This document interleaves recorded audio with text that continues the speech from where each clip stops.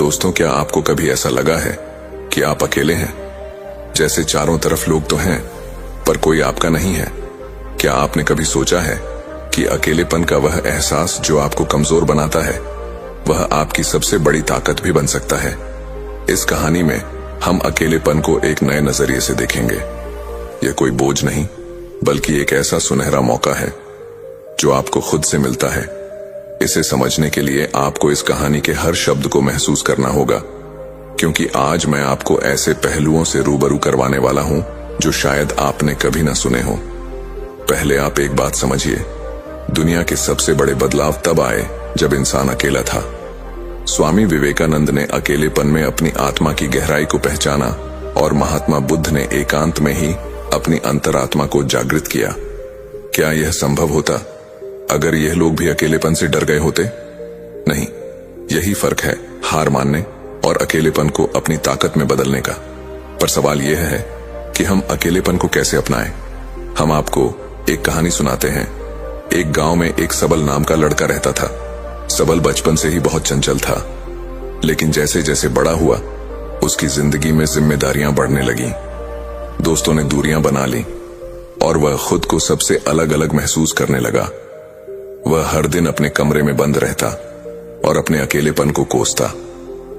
एक दिन सबल की दादी ने उससे कहा, सबल, इस दुनिया में हर व्यक्ति अकेले आता है और अकेले ही जाता है, लेकिन फर्क इस बात से पड़ता है कि जब तुम अकेले हो तब तुमने अपने समय का क्या किया।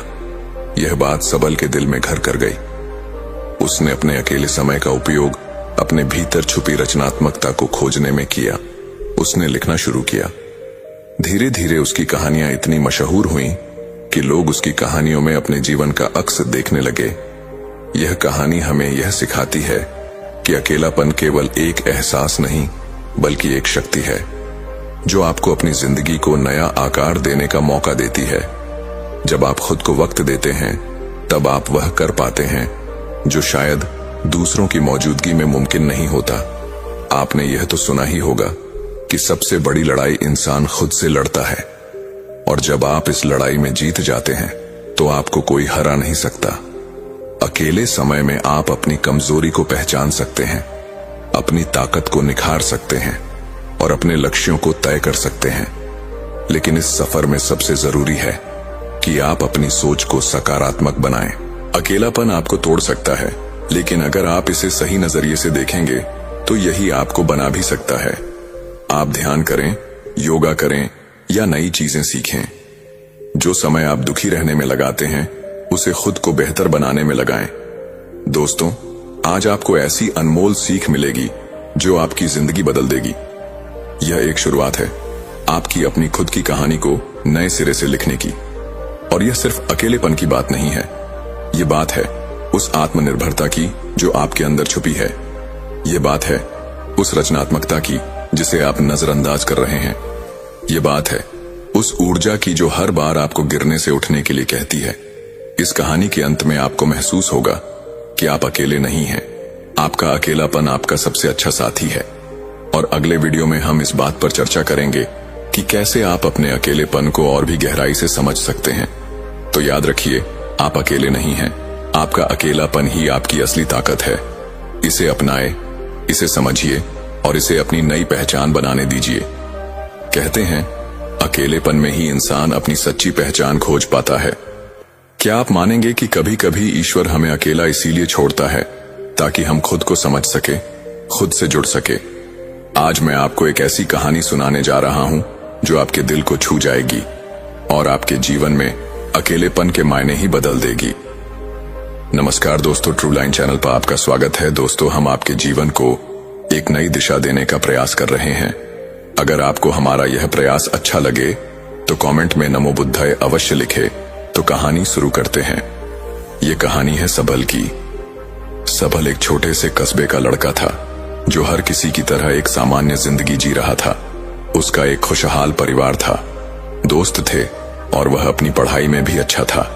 लेकिन जैसे जैसे समय बीता, उसकी जिंदगी में बदलाव आने लगे। उसके पिता का तबादला दूसरे शहर में हो गया, दोस्त दूर होते चले गए और अपना परिवार भी धीरे धीरे अपनी व्यस्तता में खोने लगा। सबल जो कभी लोगों से घिरा रहता था, अब अकेलेपन की चुप्पी से जूझ रहा था। सबल को यह समझ नहीं आ रहा था कि यह सब क्यों हो रहा है। उसे लगता था जैसे उसकी जिंदगी से सब कुछ खत्म हो गया है। वह अकेले कमरे में बैठा खुद से सवाल करता रहता, आखिर मेरी गलती क्या है? क्या मैं इतना बुरा हूं कि सबने मुझे छोड़ दिया? यह अकेलापन उसके अंदर एक गहरी उदासी और बेचैनी भर रहा था।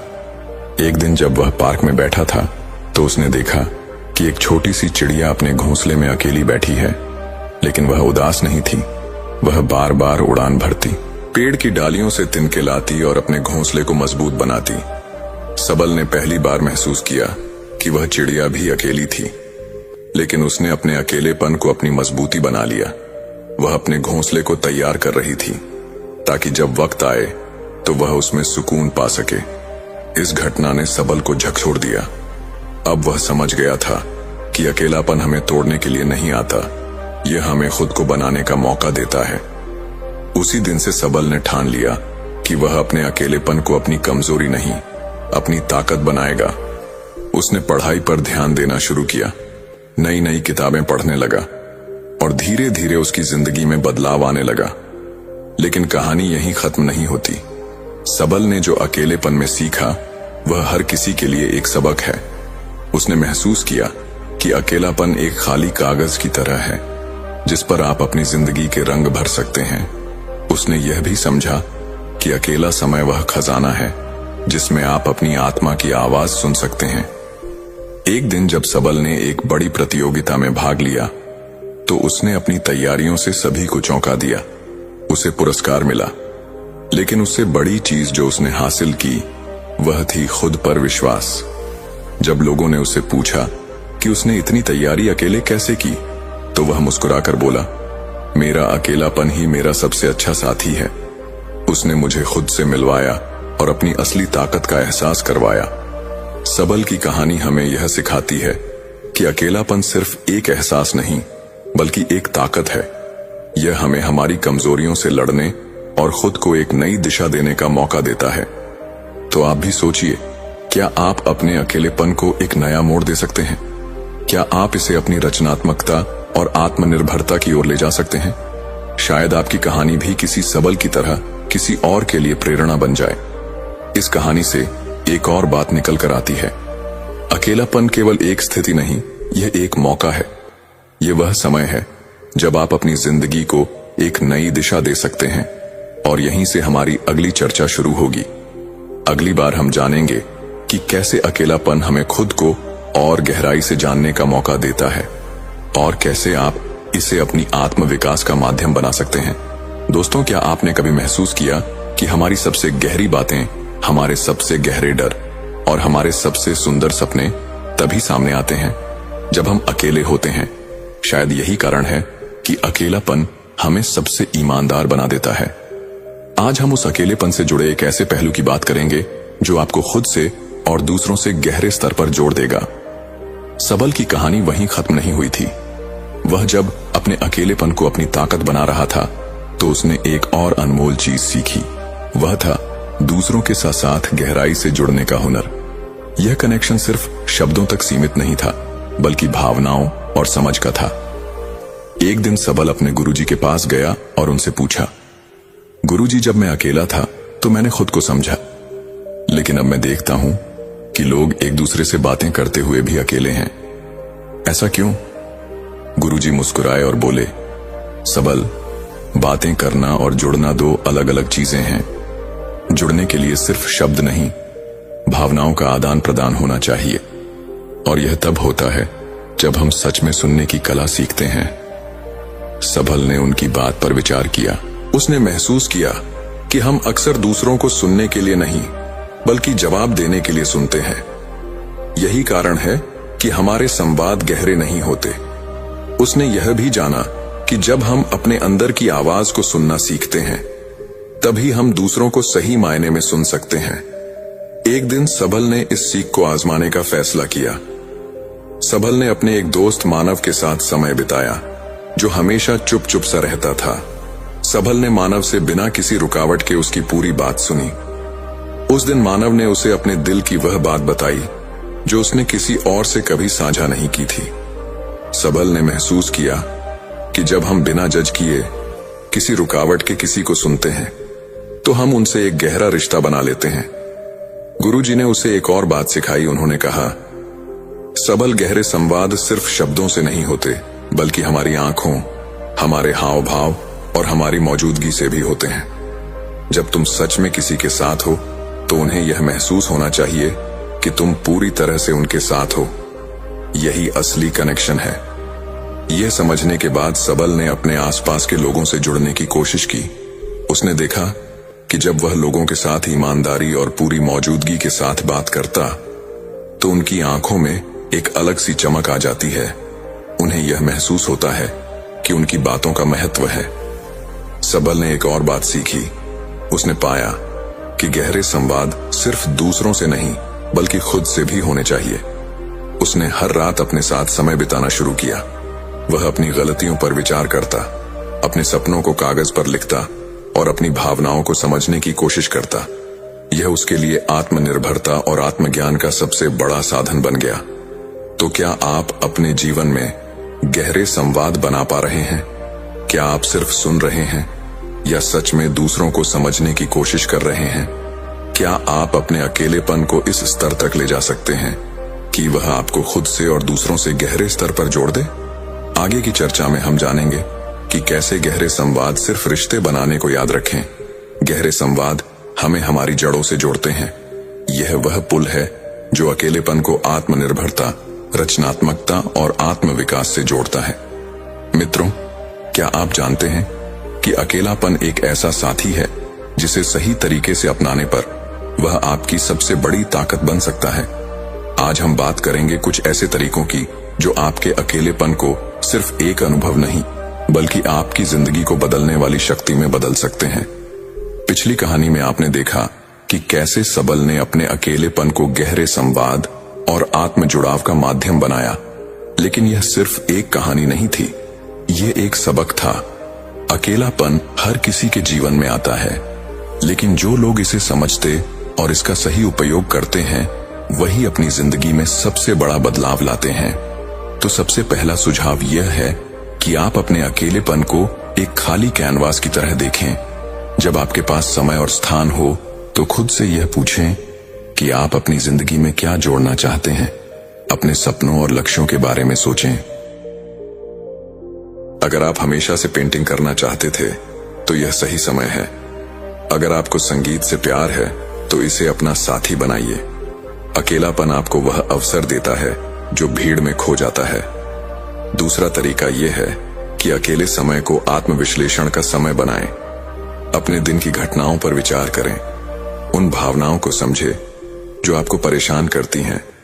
एक डायरी ले और उसमें अपने विचार लिखें। यह प्रक्रिया न केवल आपको अपनी भावनाओं को समझने में मदद करेगी बल्कि आपको मानसिक शांति भी देगी। सबल ने यही किया था।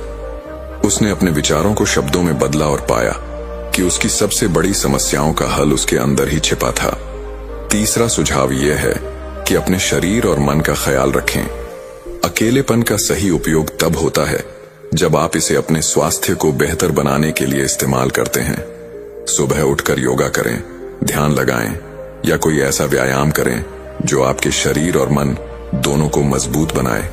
ये न केवल आपकी ऊर्जा को बढ़ाएगा बल्कि आपको आत्मनिर्भर और आत्मविश्वास भी बनाएगा। चौथा तरीका यह है कि कुछ नया सीखने का साहस करें। अकेलापन एक ऐसा समय है जब आप अपनी सीमाओं को चुनौती दे सकते हैं। आप ऑनलाइन कोर्स कर सकते हैं, कोई नई भाषा सीख सकते हैं या किसी नई कला में महारत हासिल कर सकते हैं। यह न केवल आपको व्यस्त रखेगा बल्कि आपकी क्षमताओं को भी बढ़ाएगा।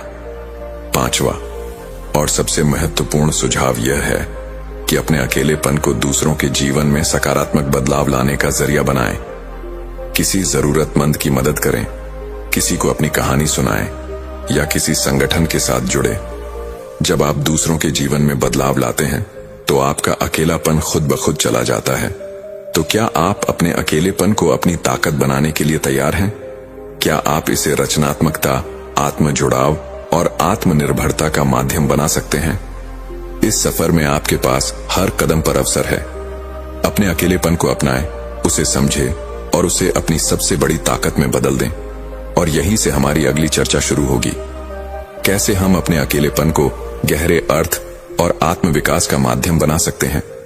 याद रखें, अकेलापन एक ताकत है, जिसे सही तरीके से इस्तेमाल किया जाए तो यह आपकी जिंदगी का सबसे बड़ा आशीर्वाद बन सकता है। अकेलापन एक अंधेरी गुफा की तरह हो सकता है, जहां पहले कदम पर डर का सामना करना पड़ता है, लेकिन जैसे जैसे आप उस गुफा के अंदर जाते हैं तो आपको पता चलता है कि उसमें अनगिनत खजाने छिपे हैं। ये खजाने हैं आपकी ताकत, आपकी रचनात्मकता और आपकी सच्ची पहचान। सबल की यात्रा ने हमें सिखाया कि अकेलापन कोई अभिशाप नहीं है, यह एक ऐसा साथी है जो हमें खुद से जोड़ता है और दूसरों से जुड़ने की ताकत भी देता है। जब आप अपने अंदर की आवाज को सुनने लगते हैं तो दुनिया की शोरगुल भरी आवाजें धुंधली पड़ने लगती हैं, और यही वह पल होता है जब आप अपने जीवन में एक गहरा बदलाव लाने के लिए तैयार होते हैं। गहरे संवाद सिर्फ दूसरों से नहीं बल्कि खुद से भी जरूरी है। जब आप अपने भीतर झांकते हैं और अपने डर, असुरक्षा और सपनों का सामना करते हैं तो आप एक नई रोशनी में खुद को देख पाते हैं, और यही रोशनी आपको दूसरों के साथ गहराई से जुड़ने की ताकत देती है। इस यात्रा में सबसे बड़ा सबक यह है कि जब आप अपने अकेलेपन को समझते हैं और उसे स्वीकार करते हैं तो आप दुनिया के हर अकेले इंसान से जुड़ जाते हैं, क्योंकि अकेलापन एक ऐसी भाषा है जिसे हर इंसान समझता है। और जब आप इस भाषा में दूसरों से बात करते हैं तो आप सिर्फ उनके दिल तक नहीं बल्कि उनकी आत्मा तक पहुंचते हैं। तो आज इस वीडियो का अंत हम एक ऐसे विचार के साथ करेंगे जो शायद आपके जीवन को बदल दें। अकेलापन कोई सजा नहीं बल्कि एक अवसर है। यह आपको खुद को खोजने, अपनी ताकत को पहचानने और दूसरों के साथ सच्चा कनेक्शन बनाने का मौका देता है। इसे अपनाएं, इसे समझिए और इसे अपनी सबसे बड़ी ताकत बनाइए। याद रखें, जब आप अपनी आत्मा के साथ जुड़ते हैं तभी आप दूसरों की आत्मा तक पहुंच सकते हैं, और यही जीवन का सबसे गहरा कनेक्शन है। अगली बार जब आप अकेले हो तो उसे एक मौका दीजिए, शायद वह आपके जीवन की सबसे खूबसूरत यात्रा की शुरुआत हो। हमें उम्मीद है आपको यह कहानी पसंद आई होगी। अपने सुझाव कमेंट बॉक्स में दीजिए और हमारे चैनल ट्रू लाइन को सब्सक्राइब करना ना भूले। अगली कहानी शांत और अकेले रहो। तो शुरू करते हैं। एक इंसान को जीवन में बहुत धोखे मिलते हैं और ये धोखे उसको उसके अपने ही देते हैं, लेकिन मजे की बात तो ये है कि इंसान को इतने धोखे मिलने के बाद भी वो नए नए दोस्त, नए नए लोगों से हर रोज नए रिश्ते बनाता है, ये पता होते हुए कि पिछली बार उस रिश्ते का अंजाम क्या हुआ था। तो कहीं ना कहीं हमारे मन को यह बात पूरी तरह से समझ में नहीं आई है कि अकेले रहना क्या होता है। अकेले रहना कैसे सीखे? विज्ञान के विकास की वजह से जहां हमें नाना प्रकार की सुख सुविधाएं हासिल हुई हैं, वहीं दूसरी तरफ अगर आंखें खोलकर देखें तो विज्ञान ने हमारा एकांत हमसे छीन लिया है। इतने मनोरंजन पैदा कर दिए गए हैं कि इंसान खुद के साथ वक्त बिताना भूल ही गया है। जब भी उसको खाली वक्त मिलता है वह या तो अपना मोबाइल चलाने लगता है या किसी से बातें करने लगते हैं, और इसी वजह से इंसान अपने साथ रहने की कला भूल चुका है। अपने साथ, अपने अकेलेपन, अपने एकांत का आनंद कैसे लें, उसके साथ कैसे बने रहे, निरंतर इसका क्या फायदा होता है। आज हम इन सभी बातों पर एक बौद्ध कहानी सुनने वाले हैं। इस कहानी में आपको ये तो पता चलेगा ही कि अकेले खुश कैसे रहे, साथ ही आपको ये भी पता चलेगा कि अकेले रहने के और क्या क्या परिणाम होते हैं। इससे पहले कि आप इस कहानी में खो जाएं, इस चैनल को सब्सक्राइब जरूर कर लें। तो चलिए कहानी शुरू करते हैं। सेठ जनार्दन दिल का बहुत ही संवेदनशील व्यक्ति था। उसके पास किसी भी सुख सुविधा की कोई कमी नहीं थी। इतना धन उसने अर्जित कर लिया था कि उसकी 7 पीढ़ियां बैठकर खा सकती थीं। लेकिन जनार्दन को अपनी धन संपत्ति पर भी अहंकार नहीं था। वो किसी को अपने से छोटा नहीं समझता था। यह उसका एक बहुत ही मुख्य गुण था, और इसी वजह से उसके अंदर बहुत ही करुणा भरी हुई थी। और जब भी कोई आदमी उससे कोई मदद मांगता तो वो हरगिज ना नहीं कह पाता था। अगर वो ना कहना भी चाहता तो भी वह करुणावश उसकी मदद कर दिया करता था। अब लोगों को धीरे धीरे सेठ जनार्दन की यह संवेदनशीलता और यह करुणा पता चलती गई, और लोगों ने इसका फायदा उठाना शुरू कर दिया। अब लोग जानबूझकर सेठ जनार्दन के आगे दुखी होने का दिखावा करते और सेठ जनार्दन उनकी बातों को सच समझकर उनकी सहायता करता रहा। लेकिन उसके मन को फिर भी तसल्ली थी कि वह जरूरतमंदों की मदद कर रहा है। लेकिन एक दिन जब सेठ जनार्दन के दोस्तों ने उसे बताया कि लोग किस तरह उसका फायदा उठा रहे हैं और शहर में किस तरह उसका मजाक बनाया जा रहा है, तो सेठ जनार्दन के मन को बहुत ही गहरा आघात पहुंचा। वैसे तो सेठ जनार्दन के बहुत से मित्र बन चुके थे, लेकिन उनमें से कौन से मित्र सच्चे हैं और कौन कौन लोग मित्र होने का दिखावा कर रहे हैं, ये सेठ जनार्दन के लिए जान पाना बहुत ही मुश्किल हो गया था। वो अक्सर लोगों की भीड़ भाड़ से घिरा रहता था। जब उसको अपने मित्रों और दूसरे लोगों की धोखाधड़ी का पता चला, तो सेठ जनार्दन ने निश्चय किया कि आज के बाद वह अकेला ही रहेगा। वो किसी से ज्यादा दोस्ती नहीं रखेगा और ज्यादातर समय अपने साथ ही बिताया करेगा। और इसीलिए अब बाहर के लोग सेठ जनार्दन की हवेली के दरवाजे के बाहर से ही लौटा दिए जाते। सेठ के दरबार किसी को भी सेठ जनार्दन के पास जाने की अनुमति नहीं देते थे। लेकिन कुछ समय अकेले रहने के बाद सेठ धर्म जनार्दन का मन ऊबने लगा। अब उसे किसी महफिल की जरूरत थी। उसे अपने वह दोस्त याद आने लगे जिनके साथ बैठकर वह जीवन के मजे लिया करता था। लेकिन तभी उसे यह भी याद आ जाता कि किस तरह उसके दोस्तों ने उसे बेवकूफ बनाया और करुणा का अभिनय करके उसका कितना सारा धन उससे ले लिया। इसीलिए वो चाहकर भी ऐसे दोस्तों की संगत नहीं चाहता था। लेकिन अब उसका मन अकेले में ऊबने लगा था। इसीलिए सेठ जनार्दन ने अपने दोस्तों से संपर्क न करके एक सत्संग में जाना शुरू कर दिया। उस सत्संग में ज्ञान की बातें हुआ करती थीं, ज्ञान के उपदेश हुआ करते थे और दूसरों के विचार भी सुने जाते थे। सेठ जनार्दन को वहां जाकर बहुत अच्छा लगा। उसे बहुत आनंद मिला और वो रोज नित्य रूप से उस सत्संग में जाने लगा और ज्ञान के उपदेश सुनने लगा। सत्संग में अक्सर जनार्दन अच्छे अच्छे वक्तव्य पेश करके अपने ज्ञान को भी जाहिर करता था। और यह बात किसी से छुपी हुई नहीं थी कि तर्क वितर्क में सेठ जनार्दन का कोई साही नहीं है। लेकिन फिर भी सेठ जनार्दन के मन में कोई भी आनंद की झलक नहीं थी। इतना ज्ञान होने के बाद भी वो अपने अंतर ज्ञान से एकदम अलग था। इतना बाहरी ज्ञान होने के बाद भी वो अपने अंतर ज्ञान से एकदम अछूत था और इसी वजह से उसके जीवन में आनंद की कोई झलक नहीं थी। अक्सर सत्संग के उपदेशों में ध्यान पर चर्चा हुआ करती थी। इस पर सेठ जनार्दन वक्तव्य तो बहुत पेश करते थे, लेकिन उन्होंने ध्यान की तरफ अपना पहला कदम भी नहीं उठाया था।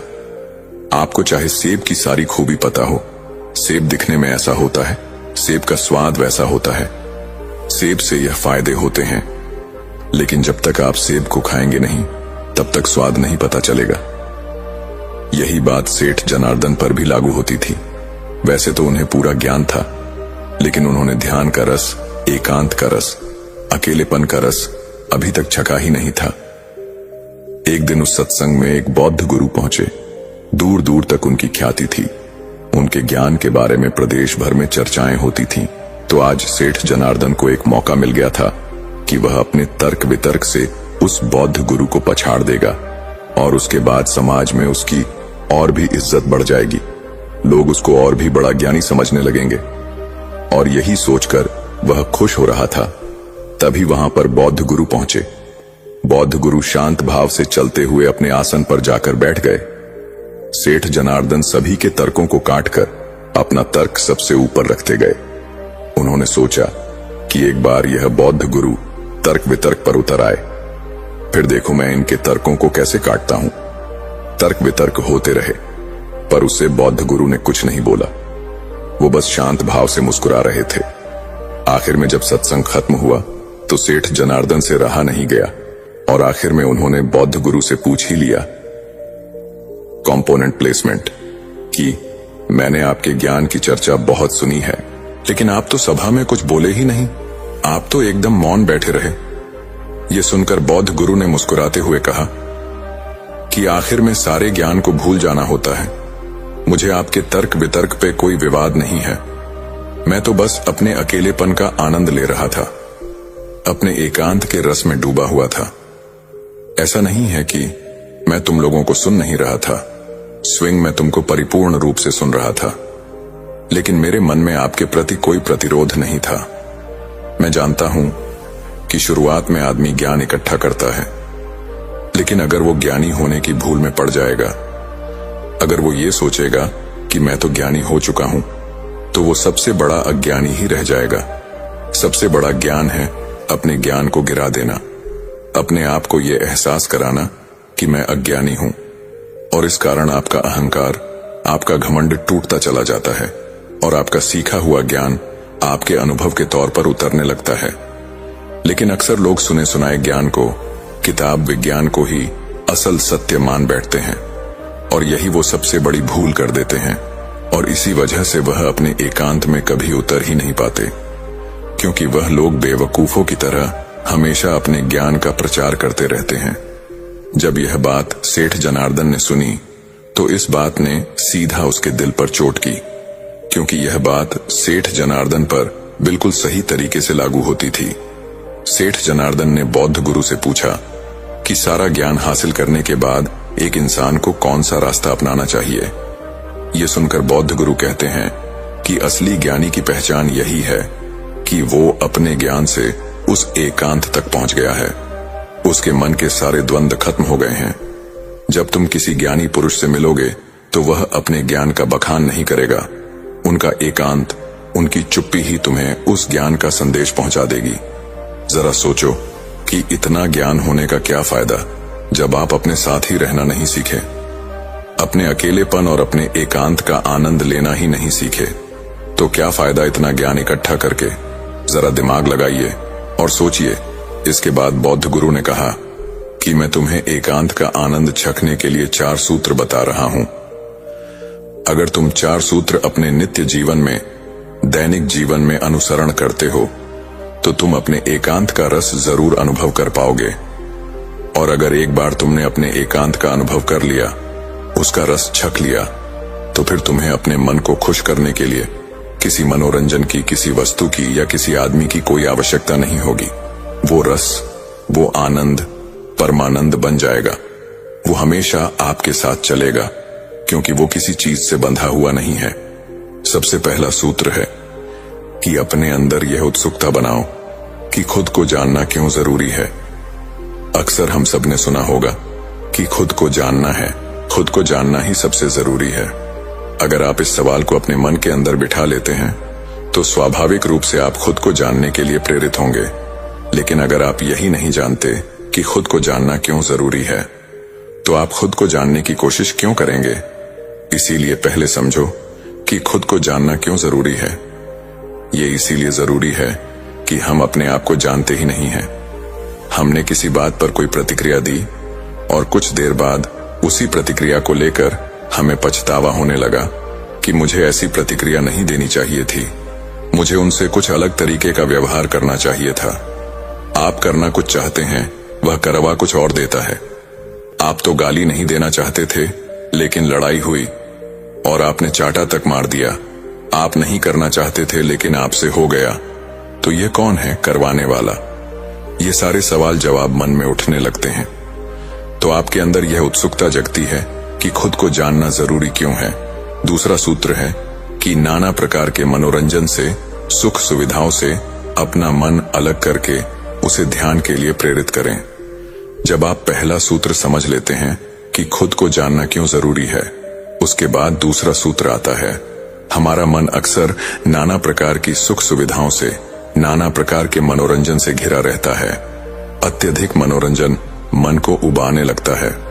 जब आप बहुत देर तक अपना मोबाइल चलते हैं, तो कुछ देर बाद उससे भी उब होने लगती है। वही हमें परेशान करने लगता है। इसीलिए वही मनोरंजन हमारे लिए उब का कारण हो जाता है। विज्ञान ने जहां नए नए आविष्कारों के जरिए आविष्कारों ने इंसान से उसका एकांत छीन लिया है, और इसका सबसे बड़ा उदाहरण है मोबाइल। हम एक दिन भी अपने मोबाइल से दूर नहीं रह सकते। जरा एक प्रयोग करके देखना, एक दिन के लिए अपना मोबाइल स्विच ऑफ करके कहीं दूर रख देना, और उसके पास आपको जाना तक नहीं है। आप उसी दिन परेशान हो जाएंगे। आपको समझ नहीं आएगा कि आप क्या करें, आप अपना समय कैसे व्यतीत करें, कैसे बिताएं। तो जरा सोचो, विज्ञान के एक छोटे से आविष्कार एक मोबाइल ने आपकी जिंदगी को अपने साथ कैसे बांध लिया है, आप ये देख पा रहे हैं, आप ये महसूस कर पा रहे हैं। इसीलिए ऐसे मनोरंजन और ऐसी सुख सुविधाओं से अपने मन को खींचकर ध्यान के लिए प्रेरित करें। तीसरा सूत्र है, खाली रहने की आदत डालो। हम अक्सर जिम्मेदारियों में इतने व्यस्त हो जाते हैं कि खुद के लिए समय ही नहीं निकालते। बचा कुछ समय हमारा मोबाइल ले लेता है और इसीलिए हम अपने आप को जानते ही कितना है। लेकिन जब हम अपने साथ वक्त बिताने लगते हैं तो हमें अपनी प्रवृत्तियां पता चलने लगती हैं। और चौथा सूत्र है, संसार में रहकर अपने एकांत में स्थिर रहना सीखो। हम सांसारिक चीजों से और यहाँ के लोगों से या तो बहुत ज्यादा जुड़ जाते हैं या उनसे घृणा करने लग जाते हैं। ना आपका कोई मित्र होगा और ना ही कोई शत्रु होगा। आपके लिए सब जीव एक समान है। आपकी दृष्टि सभी जीवन के लिए एक समान है। इतना उन्नत हो चुके हैं कि आप अपनी जिम्मेदारियां का निर्वाह करते हुए, लोगों से मिलते हुए, मनोरंजन करते हुए अपने मन के एकांत को स्थिर रखवाते हैं, अपने मन के एकांत को बरकरार रखवाते हैं। लेकिन यहां तक पहुंचने के लिए आपको पीछे पलटकर खुद को जानना होगा, खुद के साथ वक्त बिताना होगा। बेवजह के मनोरंजन से अपने चित्त को दूसरे दिशा में ले जाना होगा। जहां पर उसका मनोरंजन ध्यान के द्वारा होगा तो आपको कोई भी धोखा नहीं दे सकेगा, क्योंकि कोई भी आपके मन के उतना करीब या उतना दूर नहीं। आपके लिए सब एक समान है। इसीलिए किसी का भी धोखा आपके ऊपर आघात नहीं करेगा। ये सुनकर सेठ जनार्दन ने उन बौद्ध गुरु के पैर छुए और इन बातों का निरंतर अभ्यास करते हुए उन्होंने वो कला हासिल की जिसे हम कहते हैं अपने एकांत के आनंद में डूब जाना, अपने अकेलेपन का मजा चखना। दोस्तों, आज की कहानी एक गुरु और शिष्य की प्रेरक यात्रा पर आधारित है, जो हमें सिखाती है कि आंतरिक शांति कैसे जीवन में चमत्कार ला सकती है। जीवन की चुनौतियों का सामना करते हुए मन को शांत और स्थिर रखना ही असली ताकत है। तो चलिए इस कहानी से सीखते हैं कि कैसे शांति और आत्म संयम जीवन को बदल सकते हैं। नमस्कार दोस्तों, ट्रू लाइन चैनल पर आपका स्वागत है। तो शुरू करते हैं।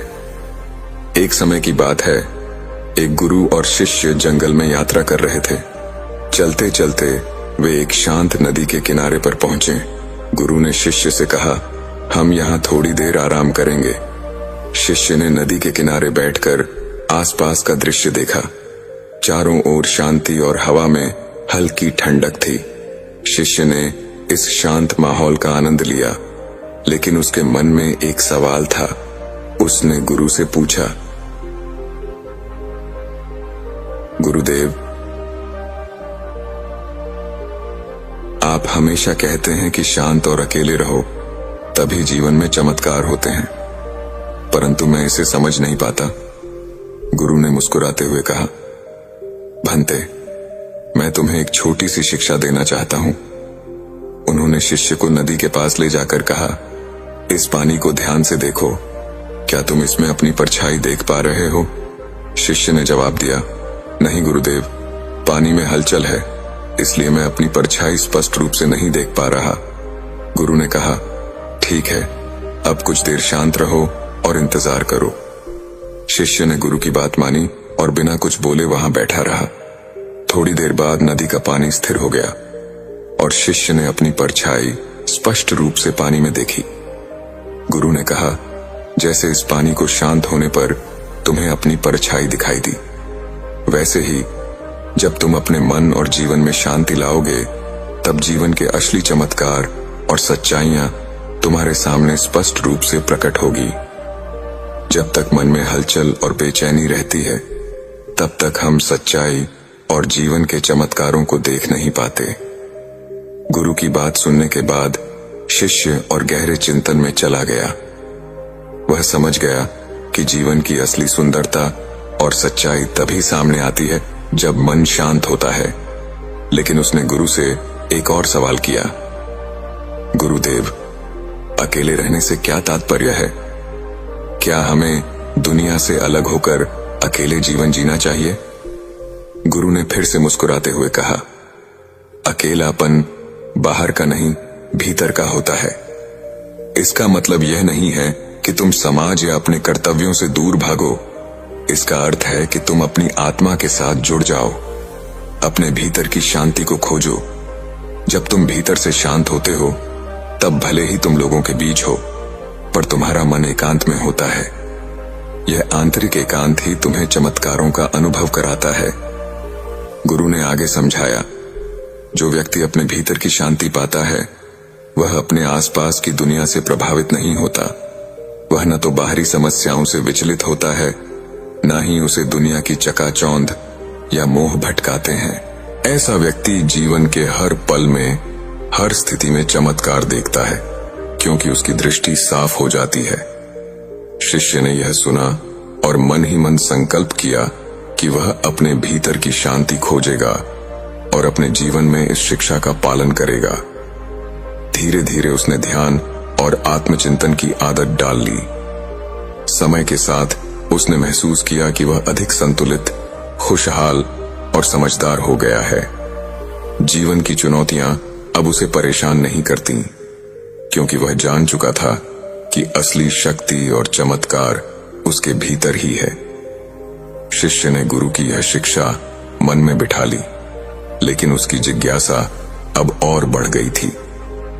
उसने गुरु से फिर पूछा, गुरुदेव, आपने कहा कि शांत और एकांत में रहने से चमत्कार होते हैं, लेकिन क्या हम इसे हर स्थिति में लागू कर सकते हैं? जब जीवन में कठिनाइयां आती हैं, तब शांति बनाए रखना कितना कठिन हो जाता है।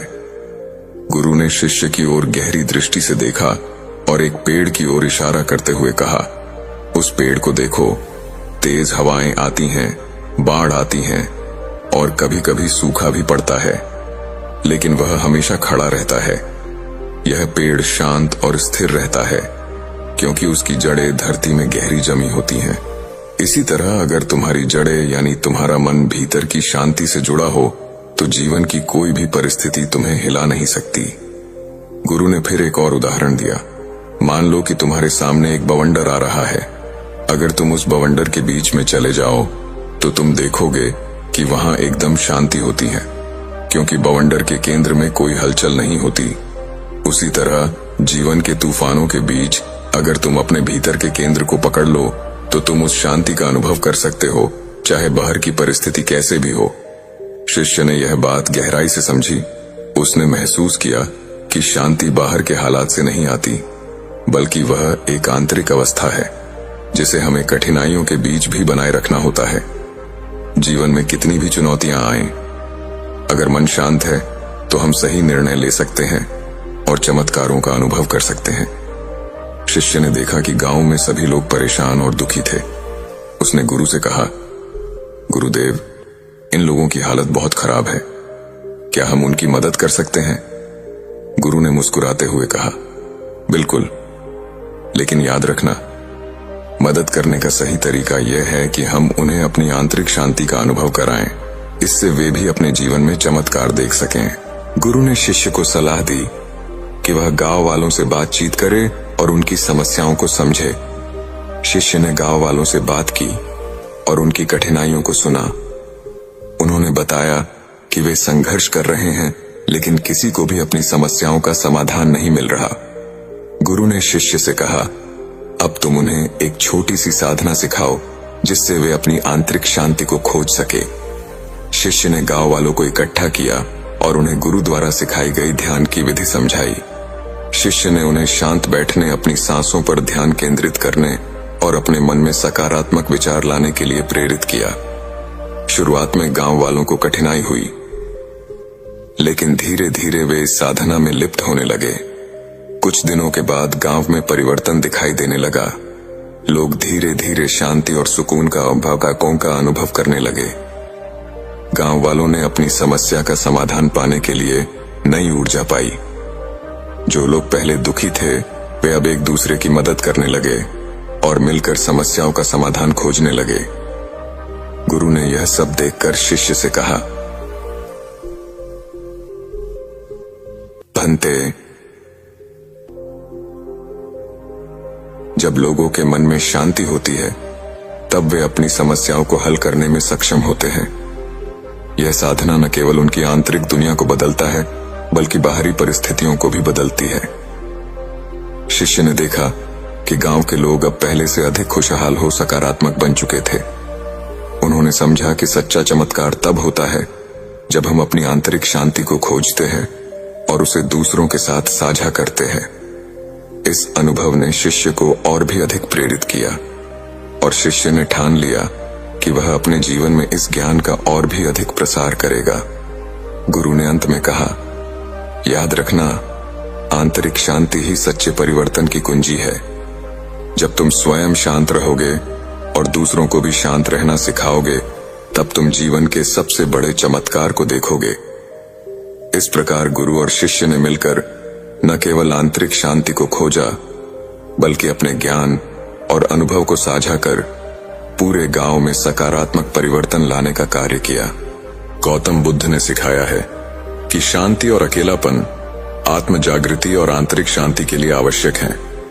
जब आप शांत और स्थिर रहते हैं तो आपकी उपस्थिति में एक सकारात्मक ऊर्जा फैलती है जो दूसरों को आपकी ओर आकर्षित करती है।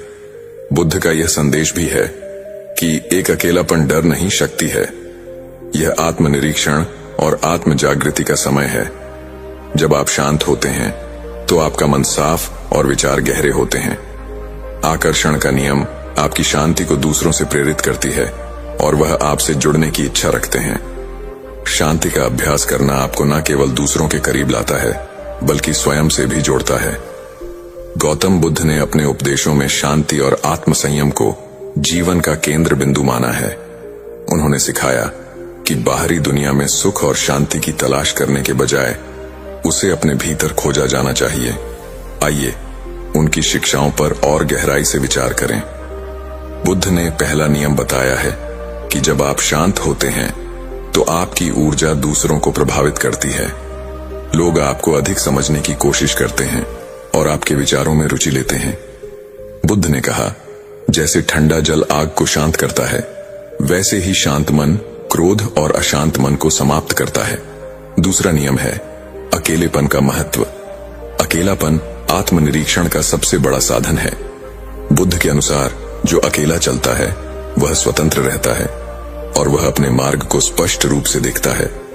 यह समय आत्मचिंतन और ध्यान का होता है जिससे आप अपनी कमजोरियों और शक्तियों को समझ सकते हैं। तीसरा नियम है बोलने से अधिक सुनने का महत्व। जितना अधिक आप शांत रहेंगे उतनी ही गहराई से आप दूसरों को सुन पाएंगे।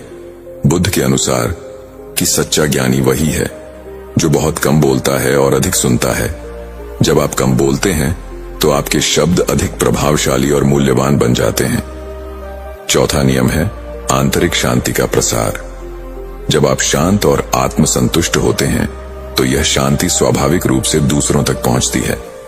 बुद्ध ने यह भी कहा कि एक दीपक से हजारों दीपक जलाए जा सकते हैं, फिर भी उस दीपक की रोशनी कम नहीं होती। पांचवा नियम है क्रोध और अशांति का अंत। शांत रहना क्रोध और अशांति को समाप्त करने का सबसे बड़ा साधन है। बुद्ध ने बताया, क्रोध को प्रेम से और अशांति को धैर्य से समाप्त किया जा सकता है। गौतम बुद्ध का संदेश आज भी हमें सिखाता है कि जीवन की दौड़ में हम भीतर की शांति को ना भूलें। शांति और संयम केवल आपके जीवन को बेहतर नहीं बनाती, बल्कि दूसरों के साथ आपके संबंधों को भी मधुर बनाते हैं।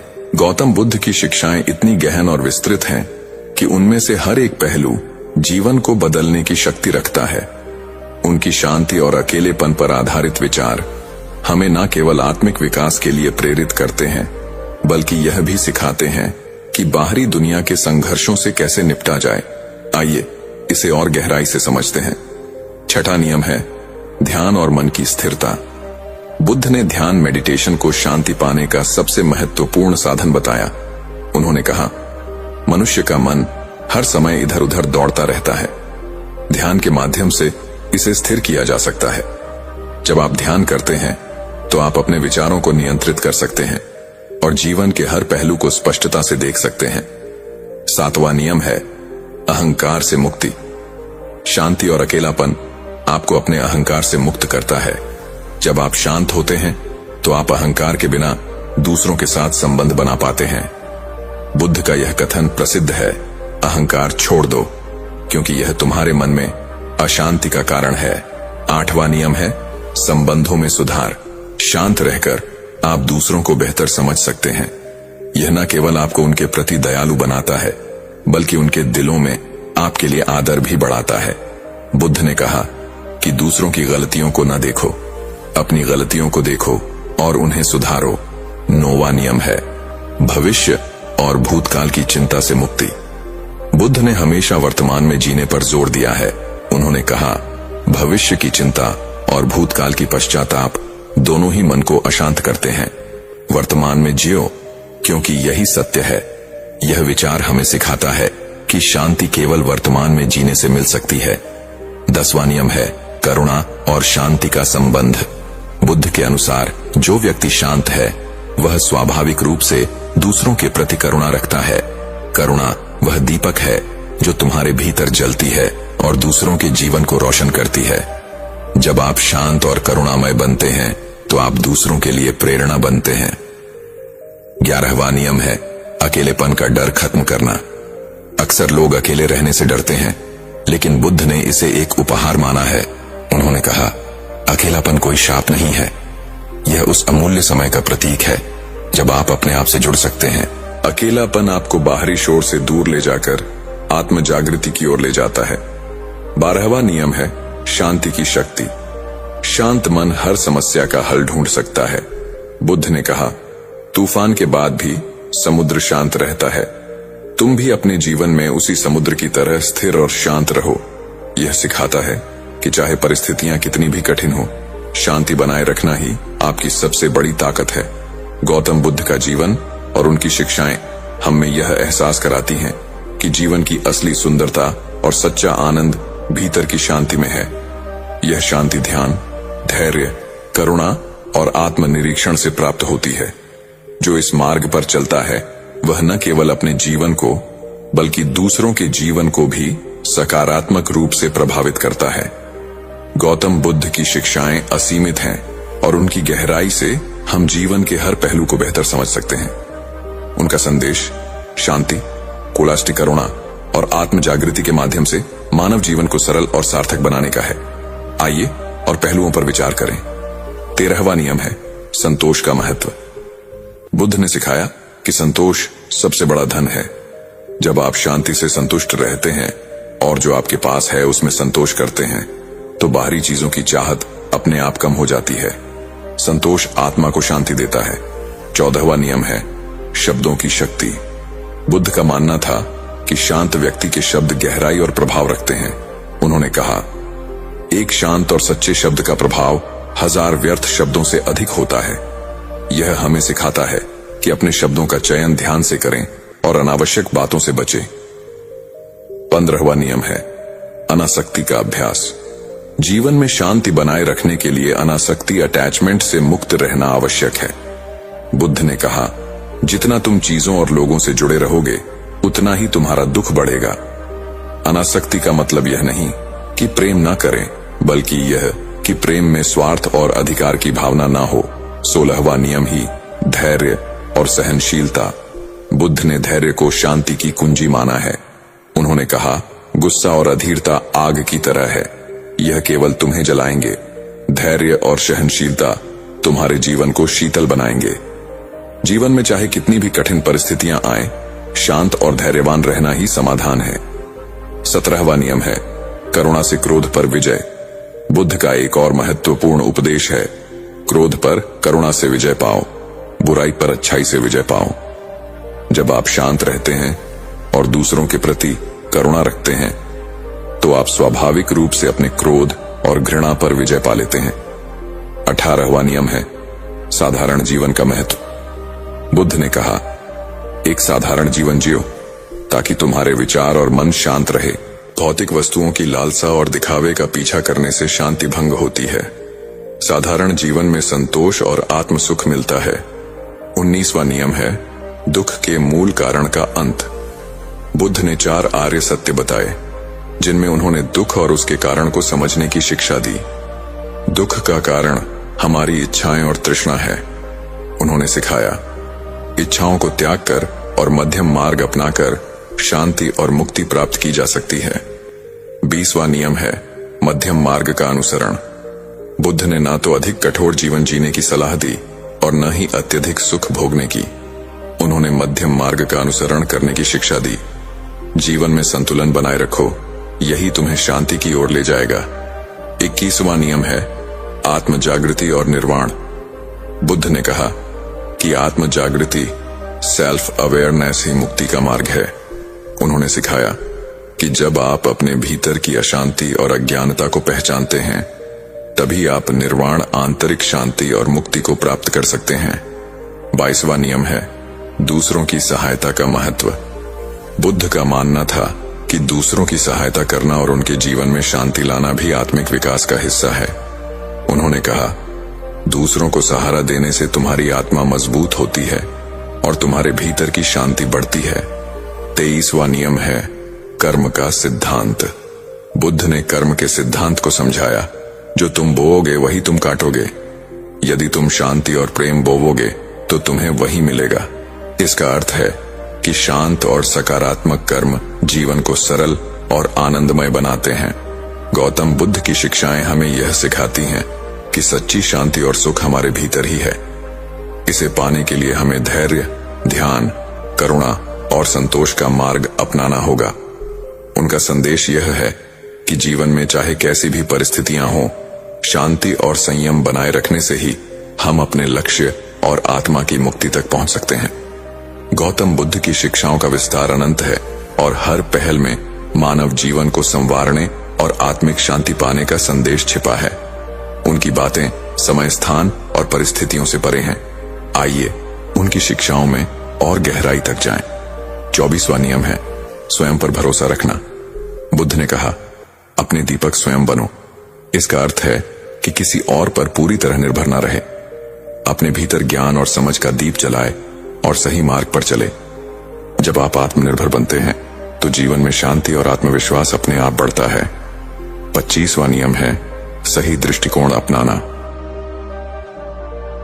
बुद्ध ने सही दृष्टिकोण, राइट व्यू पर बल दिया है। उन्होंने कहा, दुनिया को जैसे वह है वैसे ही देखो, ना कि जैसे तुम उसे देखना चाहते हो। यह सिखाता है कि सत्य को स्वीकार करना और पूर्वाग्रहों से मुक्त रहना ही शांति का मार्ग है। 26वां नियम है अतीत से मुक्ति। बुद्ध ने सिखाया कि अतीत की यादों और पछतावों को छोड़ देना चाहिए। उन्होंने कहा कि जो चला गया है उस पर रो मत, जो अभी है उसे पूरी तरह से जियो। अतीत में रहने से मन अशांत होता है, वर्तमान में जीना शांति का रहस्य है। 27वां नियम है कि इच्छाओं का संतुलन। बुद्ध ने समझाया कि इच्छाएं दोहक का कारण है, लेकिन इच्छाओं को दबाने के बजाय उन्हें संतुलित करना चाहिए। जरूरत और लालसा में फर्क करो। जरूरतें पूरी करो, लेकिन लालसा का त्याग करो। 28वां नियम है शत्रुता का अंत प्रेम से। बुद्ध ने कहा, जरेनिया इस संसार में शत्रुता केवल प्रेम से ही समाप्त हो सकती है। यह सिखाता है कि क्रोध और द्वेष का उत्तर क्रोध से नहीं दिया जा सकता। केवल प्रेम और करुणा ही शांति ला सकते हैं। 29वां नियम है अज्ञानता से मुक्ति। बुद्ध ने कहा, अज्ञानता ही अशांति और दोहक का मूल कारण है। जब आप सच्चे ज्ञान की खोज करते हैं और अज्ञानता को छोड़ते हैं तो आप जीवन में स्थायी शांति पा सकते हैं। 30वां नियम है कि ध्यान का अभ्यास। बुद्ध ने ध्यान को आत्म जागृति और शांति का सबसे बड़ा साधन बताया है। जैसे कमल कीचड़ में खिलता है, वैसे ही ध्यान अशांत मन को शांति देता है। ध्यान आपको अपने विचारों और भावनाओं को नियंत्रित करने में मदद करता है। 31वां नियम है दूसरों के प्रति सहानुभूति। बुद्ध ने कहा, दूसरों के दुख को समझो और उनके प्रति सहानुभूति रखो। सहानुभूति और करुणा न केवल दूसरों को शांति देती है, बल्कि आपको भी आंतरिक संतोष का अनुभव कराती है। 32वां नियम है मृत्यु का स्वाभाविक दृष्टिकोण। बुद्ध ने मृत्यु को जीवन का स्वाभाविक हिस्सा माना और कहा, मृत्यु से मत डरो, यह केवल एक नया आरंभ है। मृत्यु का भय छोड़कर वर्तमान को पूर्णता से जीने का संदेश दिया। 33वां नियम है जीवन को सरल बनाना। उन्होंने कहा, सादगी में ही सुंदरता और शांति है। अधिक इच्छाएं अधिक समस्याएं लाती हैं। जीवन को सरल और उद्देश्यपूर्ण बनाना शांति का आधार है। 34वां नियम है आत्मानुशासन। बुद्ध ने आत्मानुशासन को सफलता और शांति का मूल बताया। अपने मन को नियंत्रण में रखो, वरना यह तुम्हें नियंत्रित करेगा। आत्मानुशासन से मन शांत और स्थिर रहता है। 35वां नियम है परिवर्तन को स्वीकार करना। उन्होंने कहा सब कुछ नश्वर है, जो आज है वह कल नहीं होगा। परिवर्तन को स्वीकार करना सिखाता है कि दुख और खुशी दोनों ही स्थायी हैं। यह समझ शांति का आधार बनती है। गौतम बुद्ध की शिक्षाएं हमें जीवन के हर पहलू में मार्गदर्शन देती हैं। उनकी बातें केवल धार्मिक उपदेश नहीं हैं, बल्कि वे एक बेहतर और शांतिपूर्ण जीवन जीने के व्यावहारिक सूत्र हैं। उनके विचार हमें सिखाते हैं कि सच्ची शांति न बाहर है, न ही भौतिक सुखों में, बल्कि हमारे मन और आत्मा के भीतर है। इसे पाने के लिए ध्यान, करुणा, सादगी और सही दृष्टिकोण का अभ्यास करना आवश्यक है। जैसा सोचोगे वैसा बनोगे। शांति पाने के लिए शांत मन का निर्माण करो। तो दोस्तों, ये थी आज की कहानी। आपको कैसी लगी कमेंट करके जरूर बताएं, और वीडियो को लाइक और ट्रू लाइन चैनल को सब्सक्राइब करना ना भूलें। धन्यवाद और नमो बुद्धाय।